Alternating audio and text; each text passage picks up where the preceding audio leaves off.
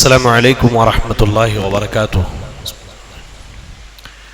अल्हम्दुलिल्लाहि रब्बिल आलमीन, अस्सलातु वस्सलामु अला रसूलिहिल करीम व अला आलिहि व अस्हाबिहि व मन तबिअहुम बिइहसानिन इला यौमिद्दीन, अम्मा बअद।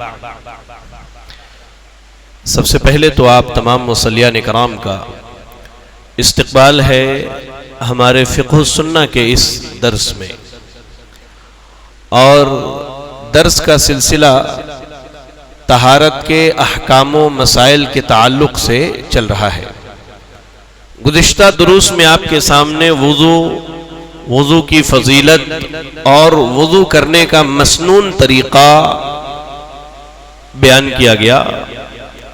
वुज़ू ही के ताल्लुक़ से एक अहम मसअला है, वो है मोज़ों के ऊपर मसह करना। उमूमी तौर पे हम चाहे मौसम सर्द हो या गर्म हो, हम मोज़ों का इस्तेमाल करते हैं। तो मोज़ों के इस्तेमाल में अगर एक शख्स वुज़ू करना चाहे तो क्या उसे मोज़े उतार करके पैर धुलने हैं या मोज़े के ऊपर से मसह कर ले तो उसके लिए काफ़ी होगा?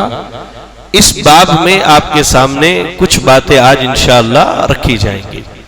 याद रखें कि अल्लाह के रसूल सल्लल्लाहु अलैहि वसल्लम ने मोज़े पर मसह करने को मशरू करार दिया है मुकीम के लिए, यानी जो आदमी अपनी जगह रहता हो वो एक दिन और एक रात मसह कर सकता है। और अगर आदमी सफर में है, मुसाफिर है, तो उसको इजाजत है कि 3 दिन और 3 रात तक वो मोज़ों पर मसह कर सकता है। दलील क्या है इसकी? सही मुस्लिम की रिवायत है, रावी हदीस सैयदना अली इब्न अबी तालिब रदियल्लाहु तआला अन्हु है, कहते हैं जअल रसूलुल्लाह सल्लल्लाहु अलैहि वसल्लम सलासत अय्यामिन व लयालियहुन्ना लिलमुसाफिरी व यौमन व लैलतन लिलमुकीम, कि अल्लाह के नबी सल्लल्लाहु अलैहि वसल्लम ने मुसाफिर के लिए 3 दिन और 3 रात तक मसह करने की इजाजत दी मोज़े के ऊपर, और मुकीम के लिए आपने 1 दिन और 1 रात की इजाजत दी है। मुकीम से मुराद क्या है? ऐसा शख्स जो अपने घर पर रह रहा हो। जैसे मिसाल के तौर पर आपका घर फसलांसर में है, यहां आप रह रहे हैं, आपने मोज़ा पहना, तो अब 1 दिन 1 रात तक आपके लिए शरई तौर पर यह जायज है कि आप मोज़े पर मसह कर लें। लेकिन यही आप अगर सफर पे निकलते हैं तो 3 दिन 3 रात तक आप चाहे तो मोज़े पर मसह कर सकते हैं। उसकी कुछ शराइत है, वो हम देखते हैं। याद रखें सबसे पहली चीज कि मोज़े पर मसह की कुछ शर्तें हैं। पहली शर्त यह है कि जो मोज़ा पहना गया हो वो पाक हो, साफ सुथरे कपड़े का हो। दूसरी शर्त ये कि वो आपके कह लीजिए कि टखने को ढकने वाला मोज़ा हो। अब कई मोज़े आते हैं, एक एंकल जो होता है, एंकल जिसे कहते हैं ना, एंकल से नीचे होता है, वैसे मोज़े में मसह नहीं कर सकते हैं। उस मोज़े पर जो एंकल को, हमारे पैर का जो टखना है उसको ढक ले, ऐसे मोज़े पर मसह करने का हुक्म है। दूसरी शर्त यह है। तीसरी शर्त यह है कि उसको तहारत के हालत में पहना जाए। तहारत से मुराद दोनों चीज है, एक तो आदमी जनाबत से पाक साफ हो, नापाकी से पाक साफ हो, और दूसरा वुज़ू की हालत में मोज़ा पहने। ये आप याद रखें।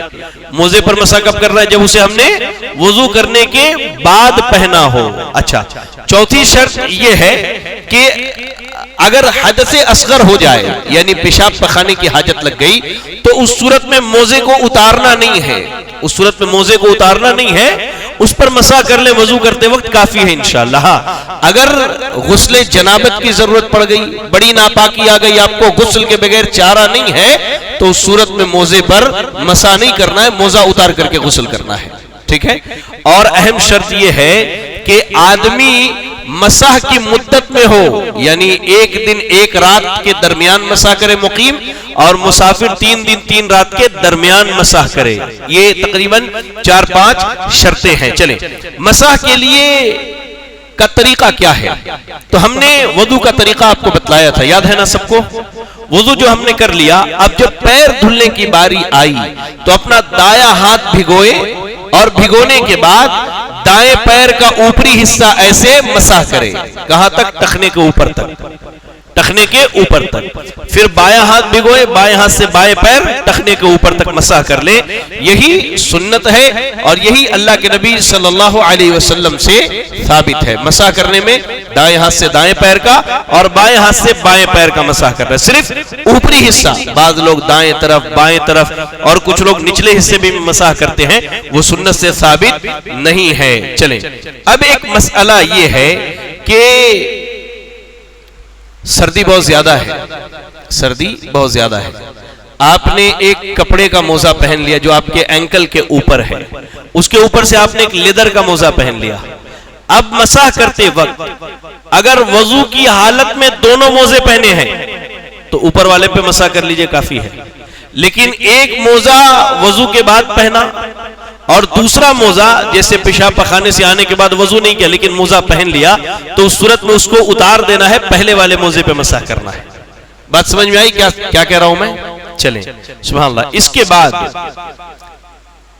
मसाह की मुद्दत कब शुरू होगी, यानी कब से मसाह शुमार किया जाएगा, पहनने से या पहली मर्तबा मसाह करने से? तो याद रखें, इस सूरत में जो सही दलाइल मिलती है वो ये है कि आदमी जो है, अल्लाह अकबर, जब मोजा पहने, वजू करने के बाद मोजा पहने, आपने मिसाल के तौर पे जोहर में वजू किया और मोजा पहन लिया, अब असर में आपको वजू करने की हाजत हुई, तो जब आप वजू करते हैं असर में और मसाह करते हैं तो यह आपका पहला मसाह शुमार होगा।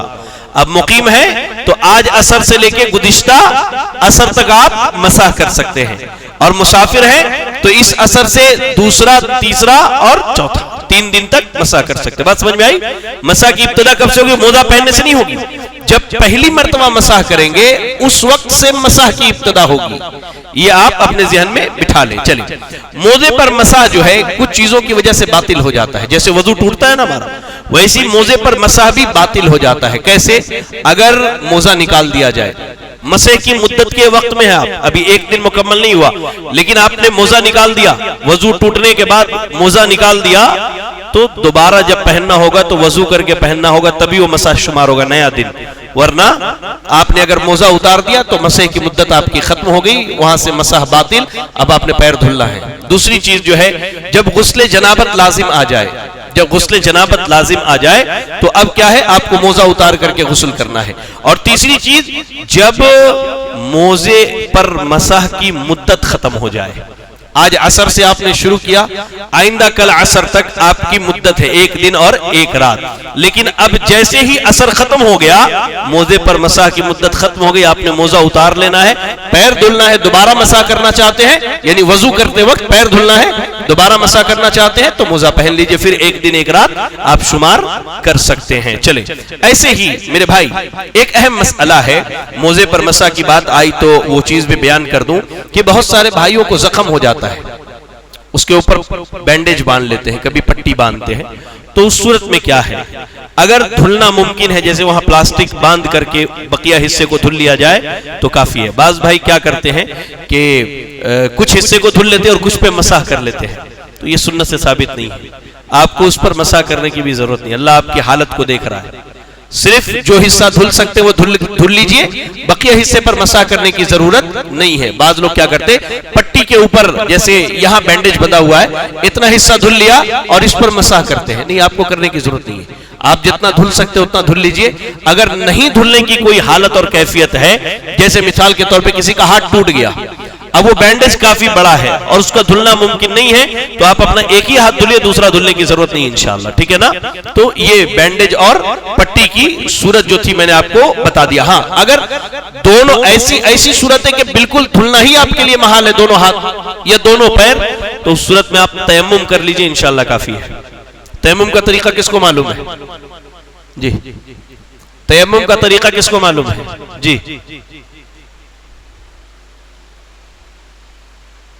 हाँ बिस्मिल्लाह। तयम्मुम का तरीका क्या है? अल्लाह रब्बुल आलमीन कुरान मजीद के अंदर इरशाद फरमाता है कि अगर तुम पाक पानी ना पाओ तो मिट्टी से तयम्मुम कर लो। बिस्मिल्लाह करके मिट्टी पर ऐसे हाथ मारिए, इस तरह फूंक मारिए, चेहरे पर रगड़िए और उसके बाद दायां और बायां हाथ, काफी है। ठीक है, ये भी है। और जो सही रिवायत इस ताल्लुक से मिलते है, जो आपने बतलाया, ऐसा करने का नहीं है। ठीक है, बिस्मिल्लाह करके हाथ मारा, फूंक लिए, चेहरे पे हाथ फेरा और दोनों कलाइयों को बस रगड़ दीजिए, ऐसे काफी है इंशाअल्लाह। हाथ के ऊपरी हिस्से पर या निचले हिस्से पे करने का नहीं है। मसाकत तयम्मुम का जो तरीका है अल्लाह के नबी सल्लल्लाहु अलैहि वसल्लम से साबित है यही कि आप एक मरतबा हाथ मारते, फूंक मारते, चेहरे पे अपना हाथ रगड़ते और दोनों कलाइयों को ऐसे मल लिया करते थे, तयम्मुम हो जाता है। जिन रिवायतों में 2 मरतबा हाथ मारने की बात आई है वो सनद के एतबार से 1 मरतबा वाली रिवायतों से के बिल मुकाबिल कमजोर है, जिसकी वजह से उनका एतबार नहीं किया जाता है। तो ये मोज़े पर मसा और तयम्मुम के बाब में कुछ बातें थी। अगर इस ताल्लुक से किसी का कोई सवाल है तो आप पूछ लीजिए। बारकल्लाहु फीकुम। नहीं, तयम्मुम में सिर्फ हाथ को ही रगड़ना है, पैर को रगड़ने की जरूरत नहीं है। हाँ, मोजे पर जो मसाह करना है एक ही मर्तबा करना, दाएं हाथ से दाएं पैर पे, बाएं हाथ से बाएं पैर पे। जी जी,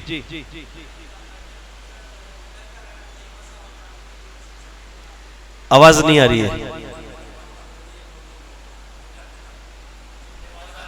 नहीं नहीं नहीं नहीं, अल्लाह के रसूल सल्लल्लाहु अलैहि वसल्लम ने चमड़े के भी मोजे पहने हैं जिसको अरबी में खुफ कहते हैं, और आपने जौरब भी पहना है जिसे अरबी में यानी कपड़े का जो मोजा आता है ना इस्तेमाल कर, उसको अरबी में जौरब कहते हैं। जौरबतन, यहाँ भी जौरब वगैरह बोलते हैं हैदराबाद में। ठीक है, तो चमड़े का हो या कपड़े का हो उस पर मसा करना जायज है, लेकिन शर्त क्या है, वो टखने के ऊपर होना चाहिए, एंकल लेंथ में होना चाहिए। शॉर्ट जो आते हैं वो मोजे नहीं होने चाहिए। जी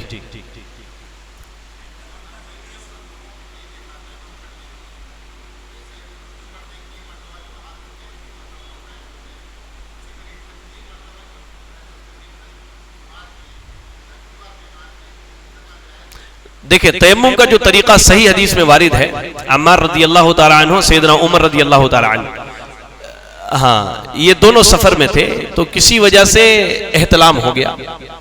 अब गुस्ल की हाजत हुई तो अम्मार रदी अल्लाह तआला अन्हु पूरे मिट्टी में लोट पोट गए। आने के बाद अल्लाह के नबी सल्लल्लाहु अलैहि वसल्लम से वाकया जिक्र किया, अल्लाह के रसूल ऐसा हुआ था, कुछ समझ में ना, पूरे मिट्टी में लोट गए हम।